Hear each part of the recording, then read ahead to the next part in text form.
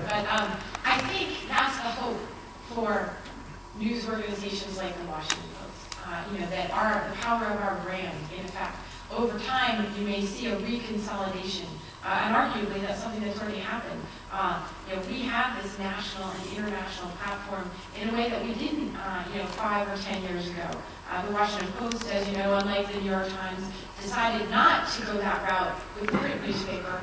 There was a time back in the 1980s where they could have done that. They could have opened up printing presses all around the country and tried to compete with the New York Times and the Wall Street Journal in that way. We decided not to do it. And lucky us, all of a sudden those printing presses didn't matter so much. So now we have that national platform for free without having invested in all those bricks and mortar, as they say. And I think our hope is that there will be a reconsolidation around the idea of responsible journalism, around the idea of accountability. If we can organize ourselves to produce more quickly some of the new things that web-based information gives to people, that's so incredibly accessible, that really works for them, you know, it's very possible that we could come out ahead, that people simply, you know, can't handle the junk and the lack of responsibility and the overwhelming nature of this content, right? I mean, how many people have said to me, like, well, what's in these blogs? You know, I don't read these blogs. I don't have, where do I find these blogs? I don't have time to read these blogs, even if I could. And the answer is that they still want people like us, or some version of a journalist, to responsibly go through this material, to evaluate it for them, and to present it for them in some very accessible and engaging way. We can run though, scary fact though, as long as we're talking about this. The editor of the Washington Post, with all due respect to my wife here, is no longer Glenn Downing and Susan Glasser. You know, in the old days, when you were picking up the Post and Butler Park, and when I was growing up, editors of the paper, or any paper, decided, here are the 6 things we think are the most important stories of the day, right? Here's a really important local news story, here's a story about, you know, schools, and here's a story about this kind of thing. Today, the person who decides the most important stories in the Washington Post is Matt Drudge. And people like him. Let me give you an example. I write a story, I come to the White House, I write a story, this is how I learned about this, about 2 years ago?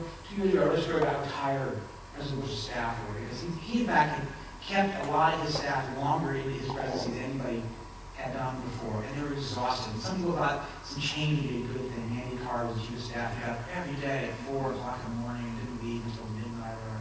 And I wrote a story about that. It didn't make the front page. It's just a story about, you know, how guys are tired and maybe some changes would be good. But Drudge liked the story for whatever reason and linked to it. And the stories that ran on the front page that day, without the Drudge link, got about 25,000 hits. 25,000 readers on our website read the front page stories.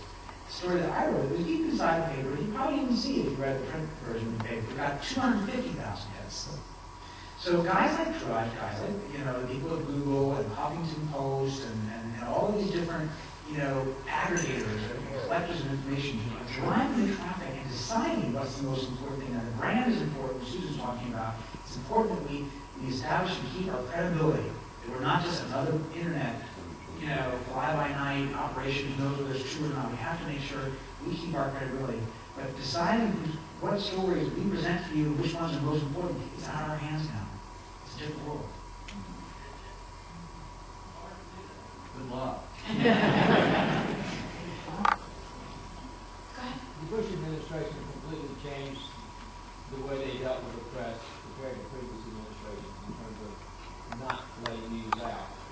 Do you see this happening again in future presidential?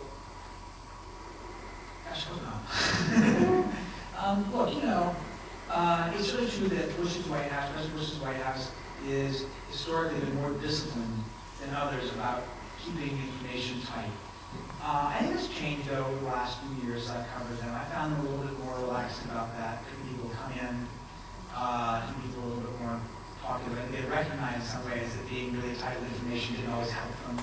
Sometimes being a little more open, having more opportunity to take questions is a good thing for any politician, any institution. President Bush didn't do that many press conferences in his first term. Now, he pretty much does one about once a month now. Does it help stories? No, probably not.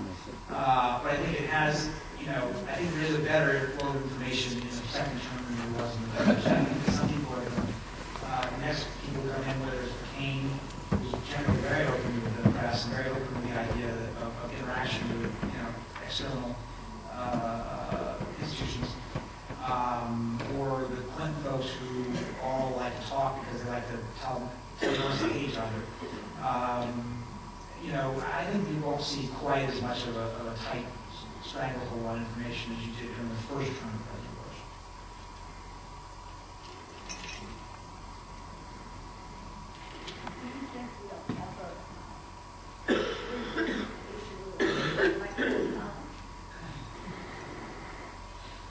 That's a good question. I guess it depends on that crystal ball and how much it comes up every time. I think, one of the lessons of 2000 in many ways, and you all barely run to that, right, is that we have been unable to come to a national consensus on anything other than the need for change.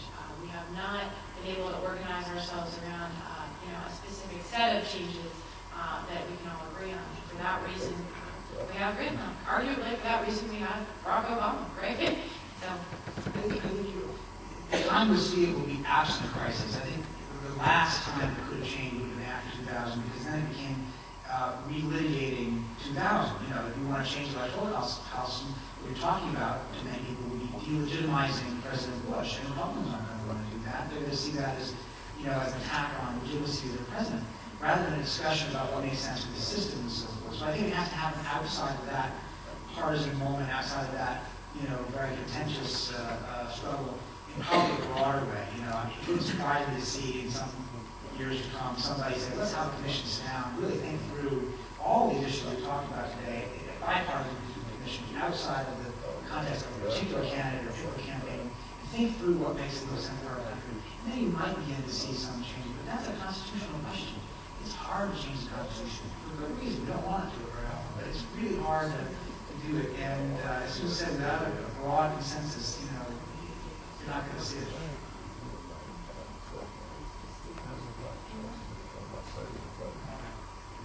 Thank you very much.